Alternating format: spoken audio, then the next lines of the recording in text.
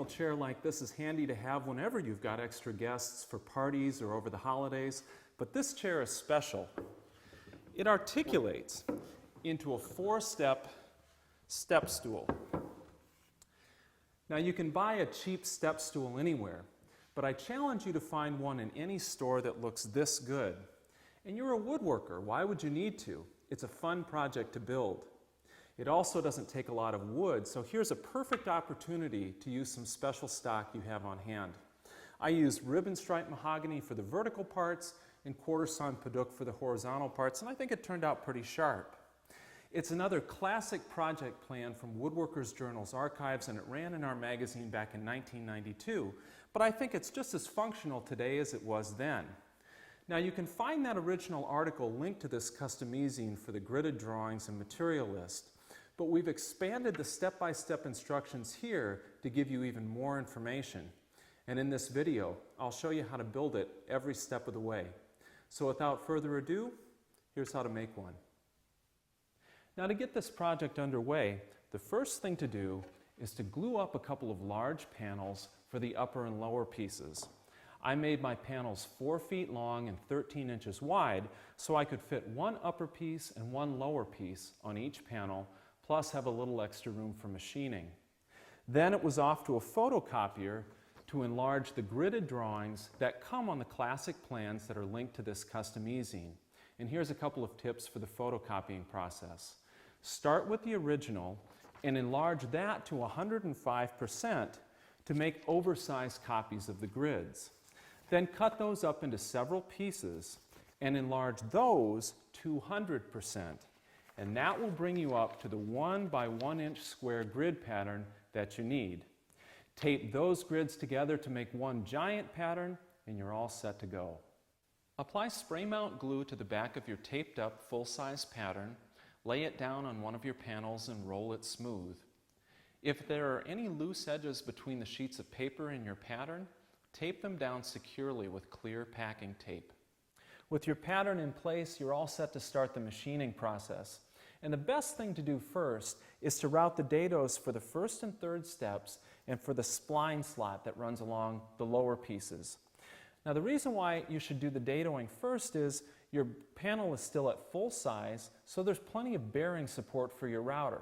It's much easier to do that now than when you've got these work pieces cut to smaller proportions. There's a lot of different ways to route dados, but the challenge to doing these dados is they're set at a 70-degree angle on the work pieces. They're not square in relation to the panel, so you can't use the edge of the panel as a reference edge. The way we're going to do it is to use a slotted jig like this.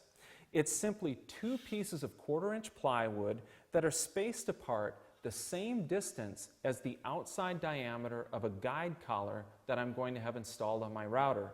I'm going to use a 1 inch outside diameter guide collar and a 3/4 inch straight bit to route the dados.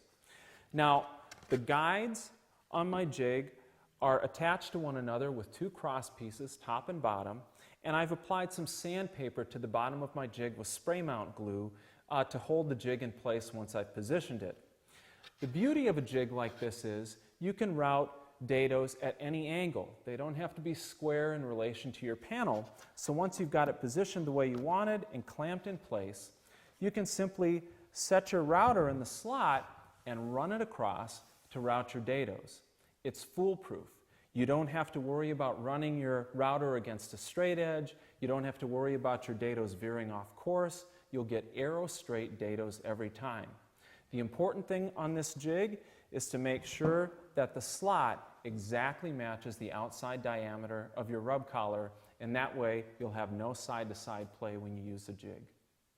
Draw reference lines to extend the dados on the pattern out to both edges of the panel. This will help in setting the slot cutting jig more accurately.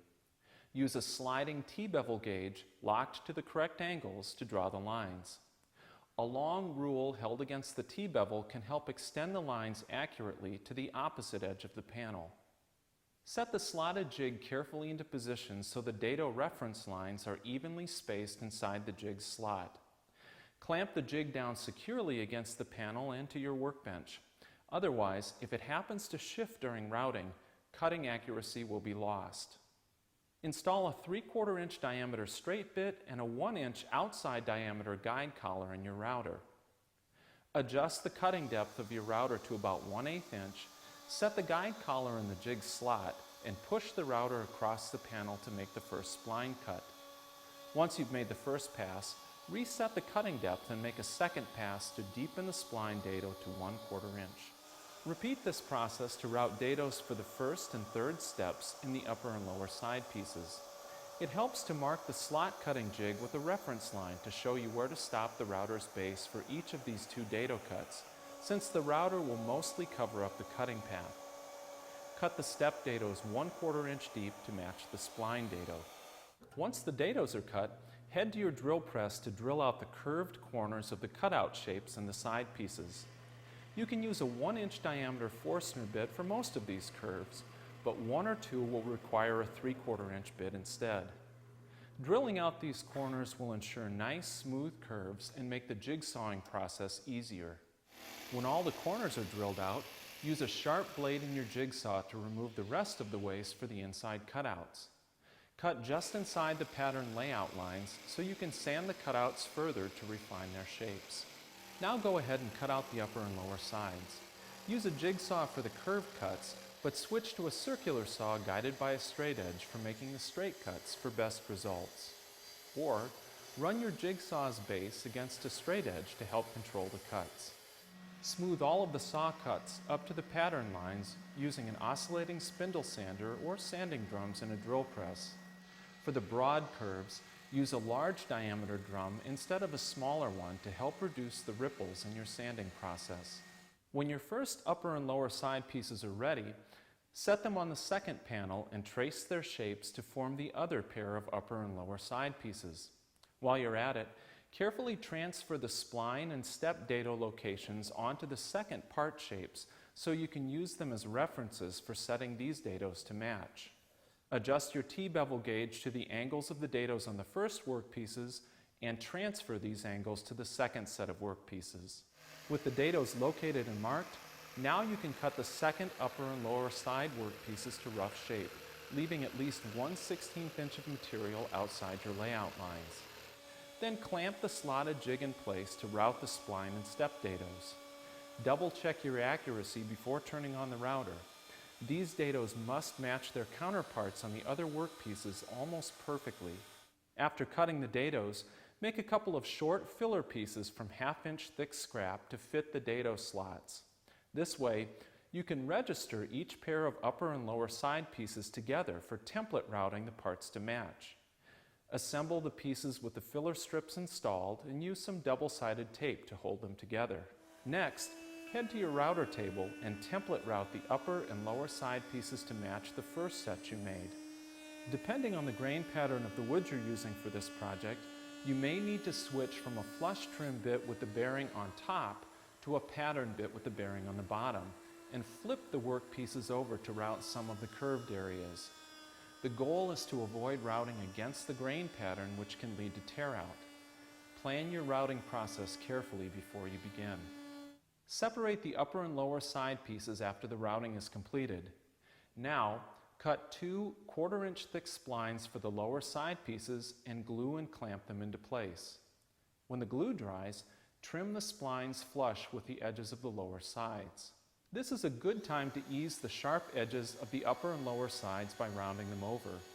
We used a 1/4 inch roundover bit in a trim router for this operation. Remember to route clockwise for the inside cutouts and counterclockwise for the outer edges to avoid making climb cuts. Set your side pieces aside for the moment and joint and plane stock for the back, stretcher, 4 steps, and seat. Rip and cross-cut these parts to size. If you haven't done so already, enlarge the gridded patterns for the chair back and stretcher to full size. Use spray adhesive to stick them in place on their workpieces and roll the pattern smooth.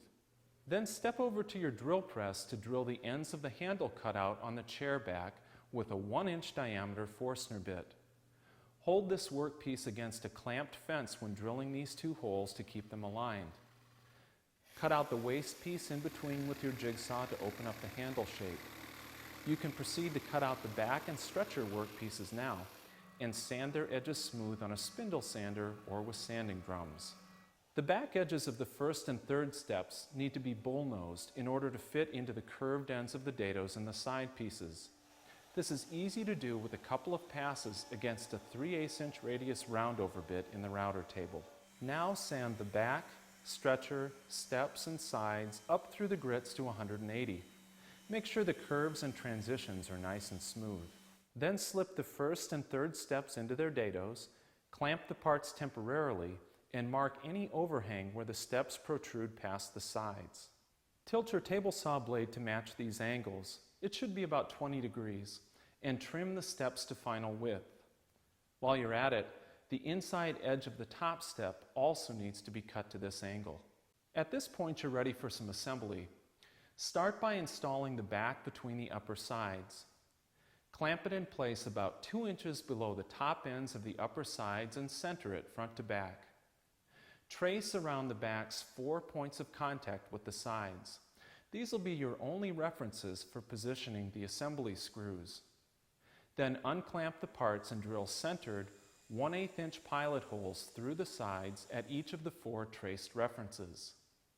Reassemble the back and sides and use these pilot holes for drilling deep counterbore screw holes through from the outside faces of the sides and into the back. Drive 1.5" flathead wood screws into each of these holes to attach the back. Add the third step next. Spread glue in the dados before slipping the step into place and driving screws through the upper sides to secure it. Then fasten the seat and top step work pieces to the upper sides with more 1.5" wood screws driven into counterboard pilot holes to complete this assembly. Now move on to the lower assembly. Bring the lower sides together with the first step using glue and counterboard 1.5" screws to secure it in its dados. Add the second step, gluing and screwing it down to the top of the lower assembly. Complete this sub-assembly by fitting the stretcher into place between the sides and attaching it with more counterboard screws. All of the exposed screw heads need to be hidden under wood plugs, so make those next. It's easy to do with a plug cutter at the drill press. Make the wood plugs from a piece of scrap left over from your project wood. For safety, hold the workpiece against a clamped fence to immobilize it when cutting the plugs.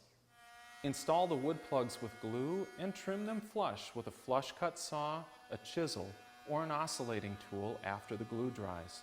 Sand the plugs smooth. With your wood plugs sanded flush, you're just about ready for finishing, but there's still one more step to do. Now is a good time to install the piano hinge and check the fit of the parts. Cut a 15" length of piano hinge and install it so the edges of the hinge leaves are flush with the top and bottom faces of the 2 seat boards.